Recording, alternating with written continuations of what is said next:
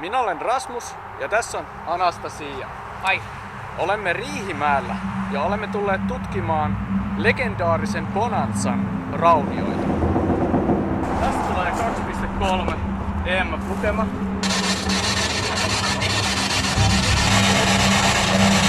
Sanokas murru.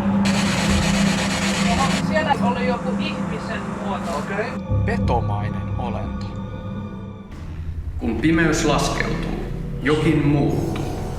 Aistit herkistyvät, saat kokea jonkin olemattoman läsnäolon. Onko se mielikuvitusta vai kenties sittenkin totta? Sarjassa tutkimme kummittelua ilmiönä, erilaisia myyttejä ja legendoja sekä testaamme erilaisia laitteita ja rituaaleja. Kukaan ei tiedä, mitä kuoleman jälkeen todella tapahtuu, onko taivasta tai välitilaa olemassa. Sinä katsojana saat tehdä lopullisen päätöksen. Uskotko henkimaailmaan tai tuolla-yleiseen?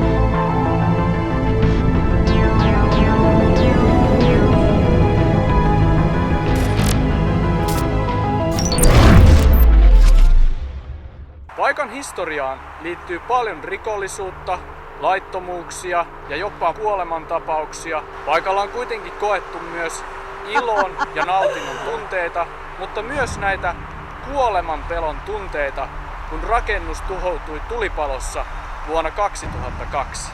Joten on hyvin mahdollista, että paikalta saattaisi löytyä jotain kummitteluun viittaavia selittämättömiä ilmiöitä. Jos ei nyt suoranaisia kummituksia, niin ainakin on mahdollista, että paikan energiakenttään on tallentunut jotain muistoja näistä traagisista hetkistä, eli esimerkiksi kummitusjäämiä. Hotelliravintola rakennettiin 1990, jolloin sen nimi oli vielä Arizona. Rakennus oli puinen, 10-huoneinen ja osittain 2-kerroksinen. Kun paikka muuttui bordelliksi 1999, uudeksi nimeksi tuli Bonanza. Toimintansa aikana rakennuksessa on käynyt tuhansia asiakkaita, joista osa on jo siirtynyt tuonpuoleiseen. Nykyään paikalla sijaitsee skeittipuisto. Aloitetaan tutkimus tekemällä suhteellisen perusteellinen kartoitus tältä alueelta. Aloitetaan kuuntelemalla ja tarkkailemalla paikkaa ja ottamalla samalla full spectrum kuvia. Full spectrum kamera näkee laajemman spektrin kuin mitä ihminen pystyy erottamaan. Se näkee ihmissilmän spektriin verrattuna laajemmin, eli se näkee myös infrapunavaloa ja laajemmin UV-valon suuntaan. Eli lähdetään nyt ottamaan täältä kuvia vähän eri puolelta näitä raunioista.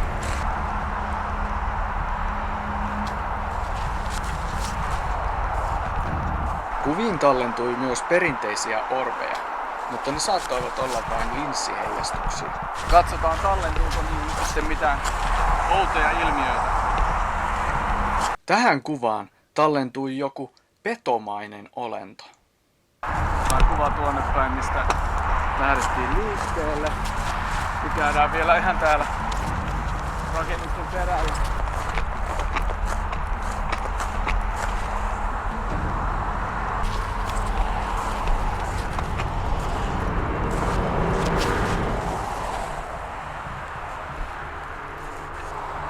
Eiköhän nyt olla otettu jo tarpeeksi kuvia alueelta. Eli ollaan nyt tehty paikalla tämä full spectrum kuvaus. Ja seuraavaksi otetaan vielä mittauksia ja katsotaan mikä täällä on se kaikkein aktiivisin kohta, missä voidaan sitten tehdä seuraava tutkimus. Eli otetaan paikalta EMF-lukemia ja katsotaan onko täällä semmoisia lämpötilapoikkeamia. Lähdetään tästä nyt liikkeelle ja katsotaan mitä täältä löytyy. EMF on 0. Pakkasta on 8 astetta. Mittaamme EMF-lukemia, koska uskotaan, että henkiolennoilla on sähköinen varaus. Tästä ensimmäisestä kulmasta ei tullut mitään lukemia. Kokeillaan täältä takapihan kulmalta. Tässäkään ei tule mitään lukemia. Otetaan tästä rakennuksen keskeltä.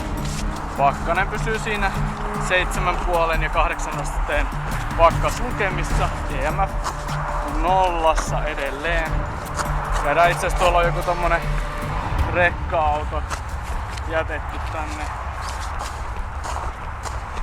Tästä tulee 2.3 EMF-lukema. Eli ensimmäinen lukema täältä alueelta, käydään tuolta toisesta päästä mittaamassa. Ja mittauksen tarkoitus on siis etsiä se kaikkein aktiivisin paikka, missä sitten voidaan suorittaa tarkempia tutkimuksia.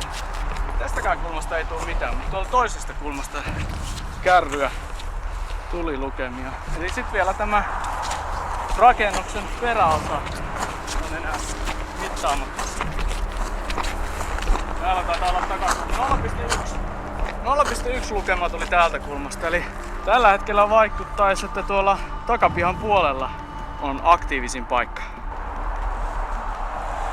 Aloitetaan nyt Spiritbox-tutkimus ja kuvataan samalla sovelluspohjaisella visuaalisesti tulkitsevalla SLS-kameralla, että löytyykö täältä jotain hahmomaisia olentoja.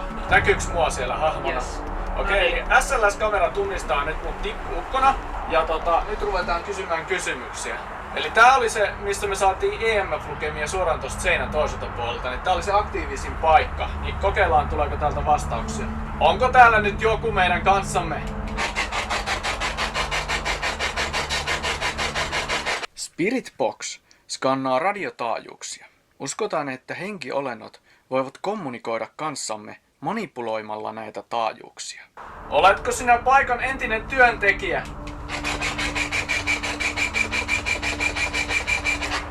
Olitko sinä asiakkaana täällä paikalla? Ei tule mitään vastauksia vielä. Näkyykö siellä SLS-kamerassa mitään hahmoja? Ei, paitsi sinä. Okei. Eli jatketaan kysymysten kysymistä. Ja Anastasia käy tuolla SLS-kameralla kuvaamassa tonne perälle, että onko siellä mitään hahmoja. Okei, näkyykö siellä nyt mitään hahmoja? Yes. Okei, se tunnistaa hahmot.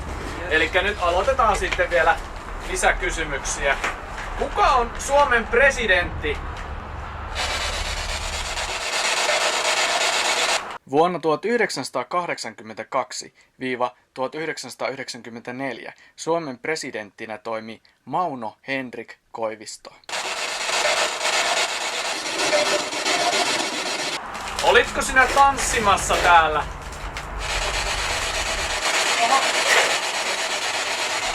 Tuleeko sieltä jotain hahmoja? Siellä oli joku ihmisen muoto. Okei. Samalla kun saimme vastauksen, olin tanssimassa, niin SLS-kamera tallensi päällä tanssivan hahmon.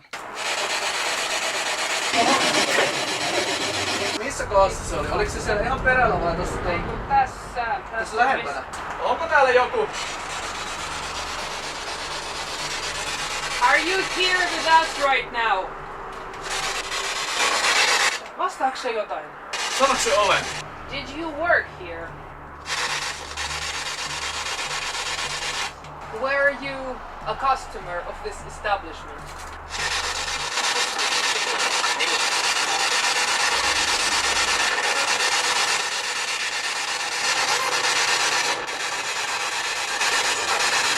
Kuuluu sille jotain?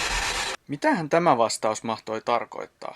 Tarkoittiko henki olevansa lähetti, postimies tai viestinviejä?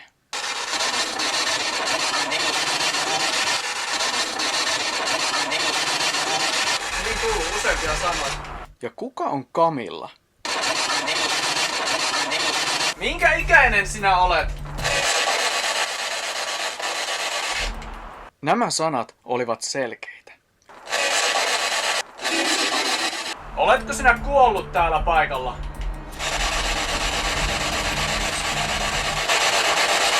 Onko sinut murhattu?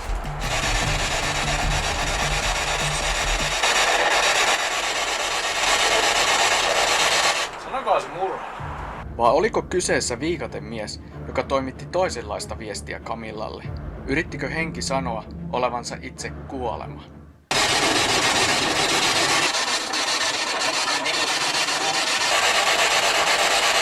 Viikatemiehen hahmo juontaa juurensa 1500-luvulle, eli siinä mielessä ikä 500 vuotta osuisi tähän hyvin. Camilla-nimi voi olla myös synonyymi ja tarkoittaa nuorta miestä, joka toimittaa henkimaailman rituaaleja. Ei kai kuolema ole vain tuomassa viestiä meille. En osaa sanoa, mutta kun sä kysyit sit murhasta, tähän tuli ne tikkuukko ja tommosen niinku ne makais kylillä. Okay. Jännä. Entä oliko aiemmin tallentamamme peto, joka oli menossa kohti rekan perävaunua, sama olento, jonka kanssa me nyt kommunikoimme? Suorittiko viikatemies aiemmin kuoleman tanssia? Oletko sinä itse murhaaja?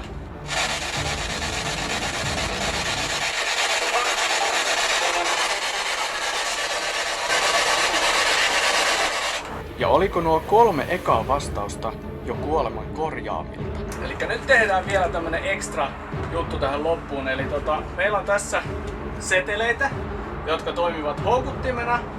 Meillä on REM-pod, mikä havaitsee, jos joku tulee tähän lähelle. Eli laitetaan nämä setelit tähän houkuttimeksi ja katsotaan, tuleeko kukaan siihen lähelle. Meillä on lisäksi ovilustoiminto päällä. Eli se lukee täältä henkienergioita. Ja sit siellä on semmonen sanakirjasto, mistä se poimii sopivia sanoja tähän paikkaan ja tilanteeseen liittyen. SLS-kamera päällä. Se antaa äänimerkki, jos se löytää jonkun hahmon sieltä. Eli kokeillaan kysyä vielä tästä muutama kysymys ja kuvataan. Se tunnistaa sua. Okei. Onko muita hahmoja kuvassa tällä hetkellä? Ei. Okei. Kiinnostaako sinua nuo rahat? Shokki. Mikä? Shokki. Okei. Jos sinua kiinnostaa nuo rahat, niin mene katselemaan niitä rahoja nyt tuossa. Voit vaikka ottaa ne setelit siitä ja lähteä menemään. Repot ei havaitse mitään. Kiinnostaako sinua nuo rahat?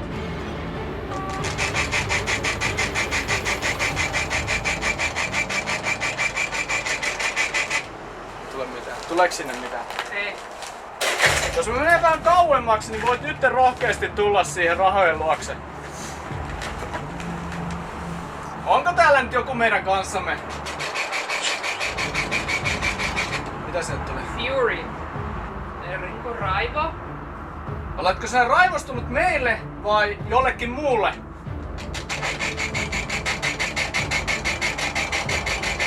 Jouduitko pakenemaan palavasta rakennuksesta?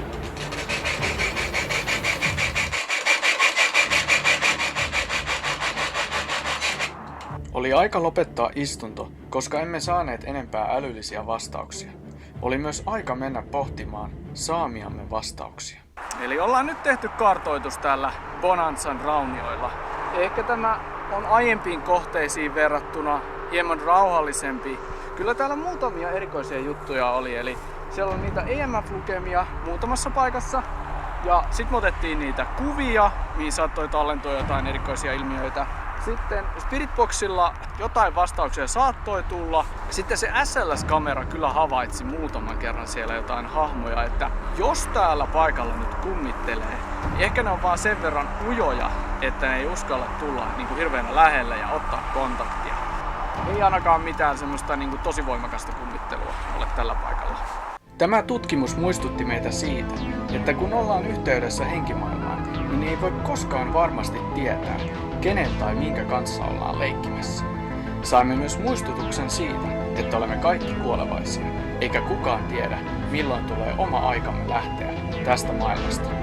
Toisaalta tämä toimi myös muistutuksena siitä, ettei kuolemaa tarvitse pelätä, koska kun tulee oma aikamme lähteä tästä maailmasta, niin joku on meitä odottamassa rajan takana.